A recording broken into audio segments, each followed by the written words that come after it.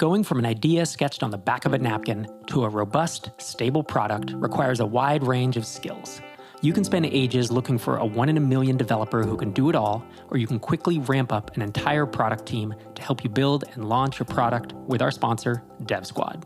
DevSquad provides an entire development team packed with top talent from Latin America. Your elite squad will include from 2 to 6 full-stack developers, a technical product manager, plus experts in product strategy, UI/UX design, DevOps, and QA, all working together to make your SaaS product a success. You can ramp up an entire product team fast in your time zone, and at rates 75% cheaper than a comparable US-based team. And with DevSquad, you pay month to month with no long-term contracts. Take the hassle out of assembling and managing a sprawling team of freelancers and work with a group that's ready to hit the ground running. Visit devsquad.com/startups and get 10% off your engagement. That's devsquad.com/startups.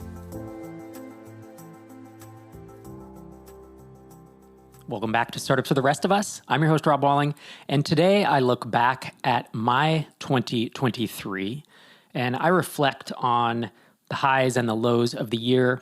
I'm going to talk through my experiences working on and growing TinySeed and MicroConf and this podcast, because those are the 3 things that I focused on throughout the year, as well as give some reflections on how I can improve and make things better for myself and those around me in the year ahead. If this is your first episode of Startups for the Rest of Us, or you'd prefer not to hear inside baseball about what's going on with me and my professional life, maybe even a little bit personal, we'll see where it goes, you probably want to either go backwards or go forwards. Skip back 4 weeks, go ahead 1 week, because this really is going to be me talking about my experience of this year, and I'm not sharing it just to make myself feel good or to hear myself talk. I'm sharing it so you can perhaps see what it's like for someone who I think by all measures is pretty successful, but the things that I still struggle with. I think it's at a certain point I thought, if only I had an app that did $3,000 a month, everything would be perfect. If only I had a $10,000 a month SaaS company, then I could quit my job and everything would be great. If only I built a company to multiple 7 figures in ARR and then sold it for life-changing exit. If only, on and on and on. And it's just something to realize that there is the arrival fallacy, that you've never arrived. And when you reach that next mountain, there's always another one on the horizon. And so I'm sharing this hopefully to help motivate you, inspire you, and show you the reflection process that I go through at the end of the year to figure out how to make the next year better. So hopefully there are some nuggets in this episode that you can learn from, but my feelings won't be hurt if you decide to skip to the next one.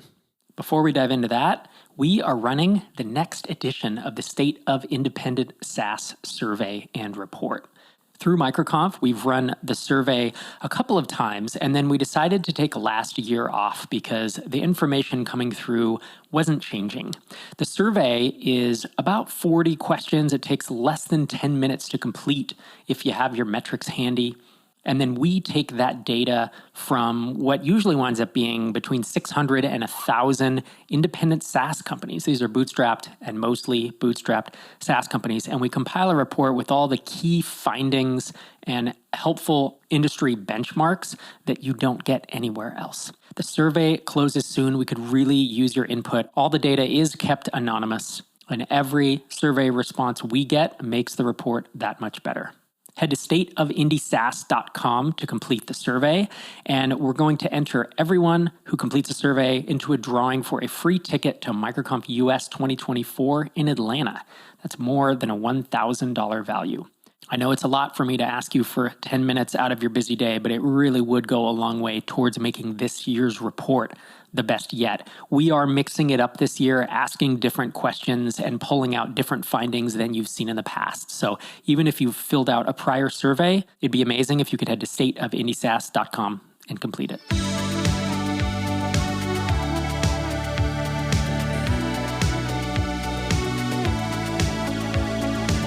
If I were to describe how 2023 has felt, how things have gone, it really is almost polar opposites. It's incredible growth. I think this year had one of the largest audience growth years that I've ever had. It might be the number one year in terms of how much my audience grew.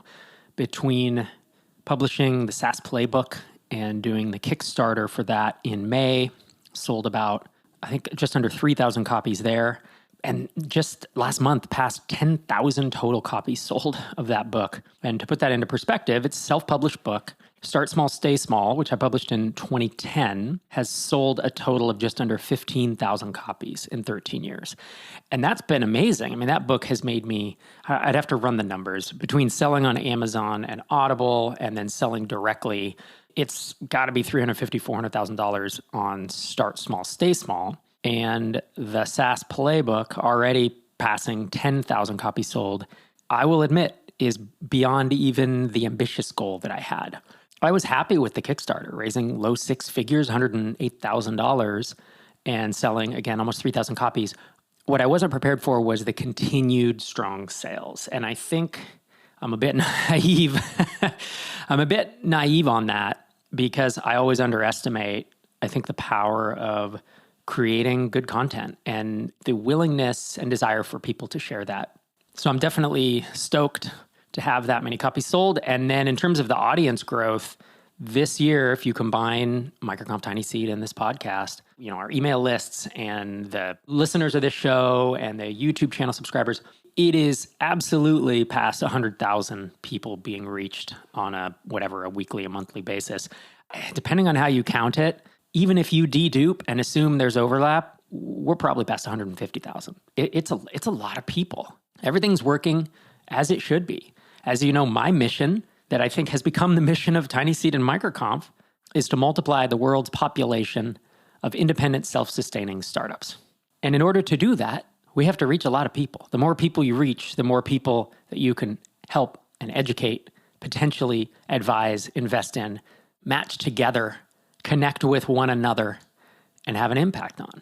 And so for me, audience building and increasing our reach is not a vanity metric.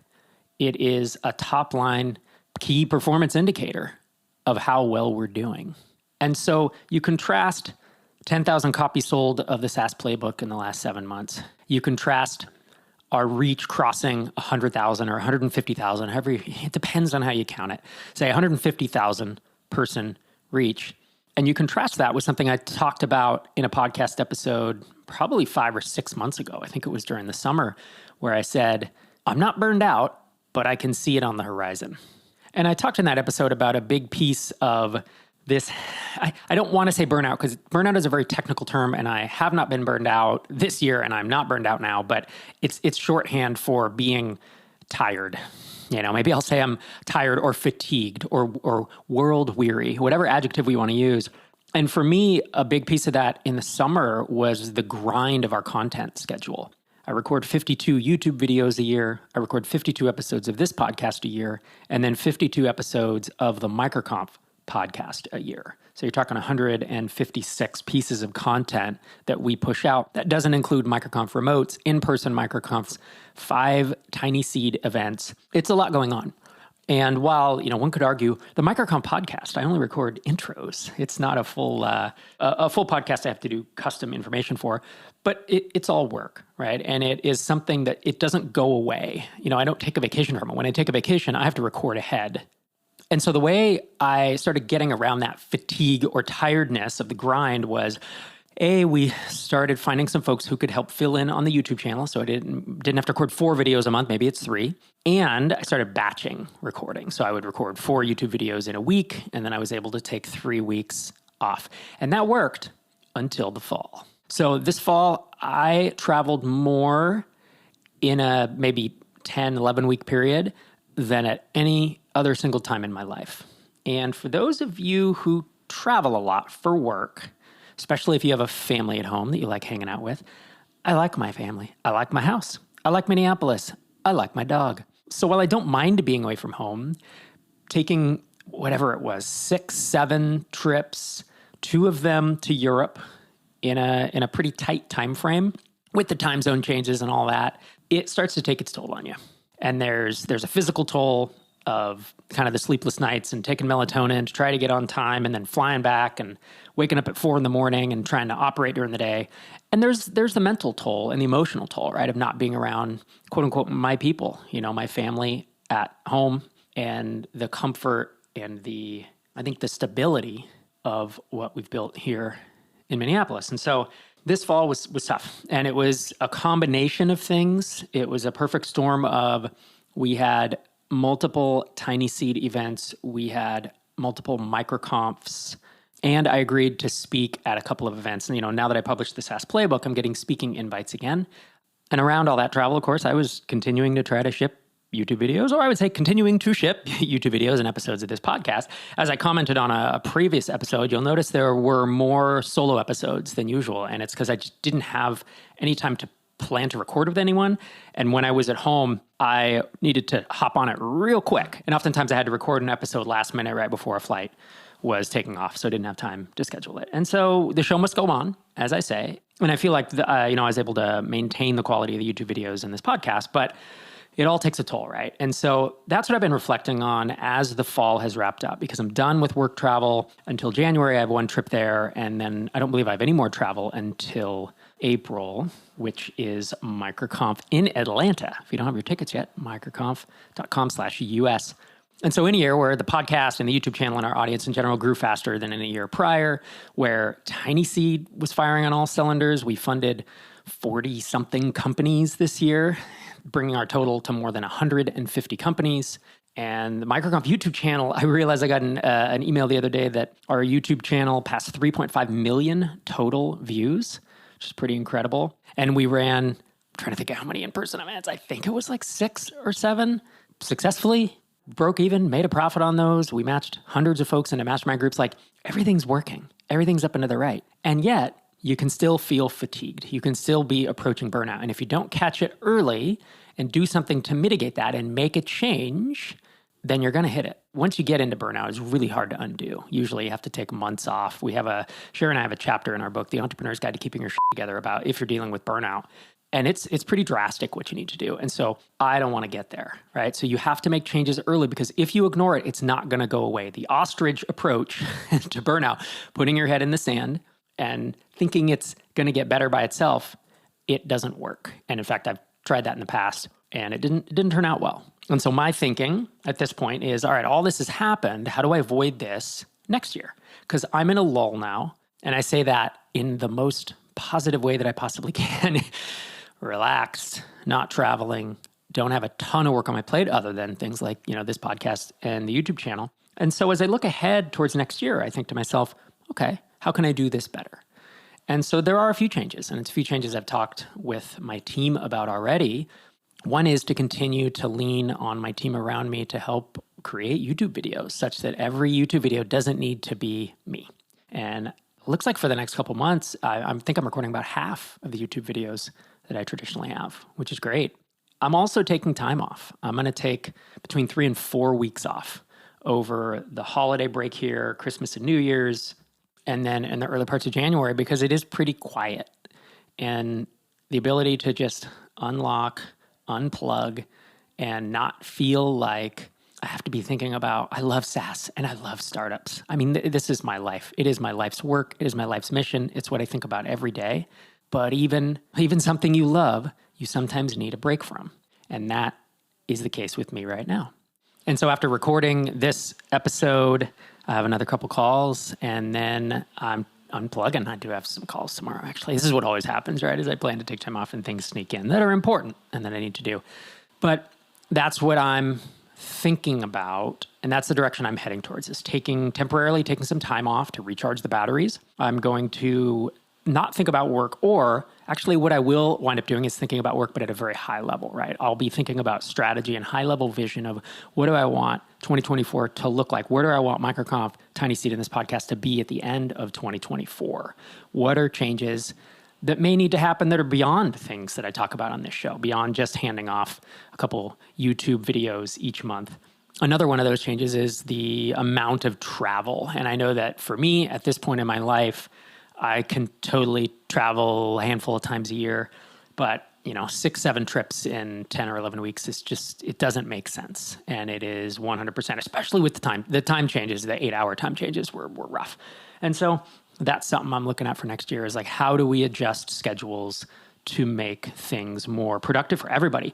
That's the other thing, is I say this as if I'm the only one that got burned out. I'm not. There are other people on my team who have really struggled with just getting back into the mindset of being productive, pretty much everybody got sick. And, that's a travel thing, I think, less than a being around people. But whatever it is, like almost everybody on my team who traveled got sick, knock on wood. I didn't, but really took a toll on the team as a whole. And so it's one of those things where you look at the calendar, you're like, this isn't that bad. Like hopping a flight to Miami and then heading to Tennessee to do a talk and then heading back and then a week later doing something else. It didn't look that bad. And it doesn't look that bad. But the way it felt for me, now I know. In the future, I just have to say no to some things. I can't do everything. And so we're all still learning, right? And when I was younger or at a different time in my life, maybe if I wasn't married, didn't have kids, there's all these things that could make it different and could make it feel different. But for me, as I evaluate what gave me life this year and what didn't, the things that gave me life were shipping this podcast, the reactions to the YouTube videos, publishing the SaaS Playbook, is putting content into the world, putting things into the world that inspire and motivate and educate people so that they can change their lives. Because after all, that all serves my mission of multiplying the world's population of self-sustaining independent startups. And that mission brings me so much excitement and joy and motivation. And so being able to ship that content's such a generic word, but it's books and it's podcasts and it's YouTube videos and even conference talks. Being able to inspire, motivate, and educate people has been super fulfilling. And so I have to figure out, how do I keep doing that in a sustainable way such that I've been doing this, I've been blogging since 2005, right? So 18 years, almost 19, as of a few weeks from now, and been writing books since 2010, been podcasting since 2010, 13 years, almost 14 years. And I'm going to keep doing it. Like, I hope you don't think this episode is me saying, oh, I'm retiring from all this content, because that's not the thing. I'm actually figuring out, how do I continue to do that at the pace and the quality that I have been, and maybe even improving the pace and improving the quality, but you get the idea. And then on the flip side, when I look at things that took life from me or that drained energy, definitely travel is one of them. And it was the pace of travel. It's not ever getting on a plane, because I'm going to Cancun with my family in a couple weeks, and that is going to energize me. Being on the plane will not sap energy at that point. And so it really is the pace of travel and the grind of it. And there are some additional things that wind up on my to-do list in my email box and my Trello board that certainly don't give me life, that I'm also revisiting in the sense of, do we really need to do this? Can I hand it off to someone? Can I just not do this? So I have kind of my short list there that isn't as relevant to share with you on this podcast. So as usually happens at the end of the year, I'm cautiously optimistic about what the next year looks like, because I feel like I've experienced some high highs and some low lows, some incredible challenges that I've overcome, but also some challenges that have really beaten me down. But I'm making a change.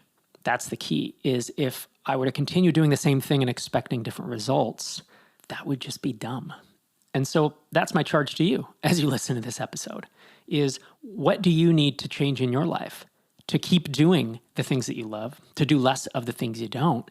That really starts with just evaluation. What do you love doing? What's brought you life this last year? What has sucked energy over the past year? And whether you get away and do a true founder retreat, which actually I have not this time, I just haven't had the time for it, or whether you just spend an afternoon or a few days, evenings, weekend, just thinking about these topics, make that list, do some journaling, make some bullet points in a notebook, and then figure out what changes that you need to make to live a better life, to enjoy your work more. If you don't like your job, it's no one else's fault, because you're your own boss. Like, you run the company. If you don't love running your company, then change it. Figure out how to make it sustainable. Figure out how to make it enjoyable for you. If you are going to go on a full founder retreat, my wife, Dr. Sherry Walling, has written a book called The Zen Founder Guide to Founder Retreats. And it's an ebook. I think it's like $20 on Gumroad. You can just Google it. And it's super helpful. It's a whole list of questions and practices for thinking through what gave you life and what didn't. And, it goes more in depth on that. But whether you use that or you just do a very simple version like I've done this year, I wish you the best of luck as you embark upon this journey and you transition from 23 to 24. And I hope that when you're done with this exercise, whether you do it or not, I hope that you're looking forward to 2024 with cautious optimism as well. Thanks so much for joining me this week and every week on the show. It's great to have you here. And if you keep listening, I'll keep making these. This is Rob Walling signing off from episode 694.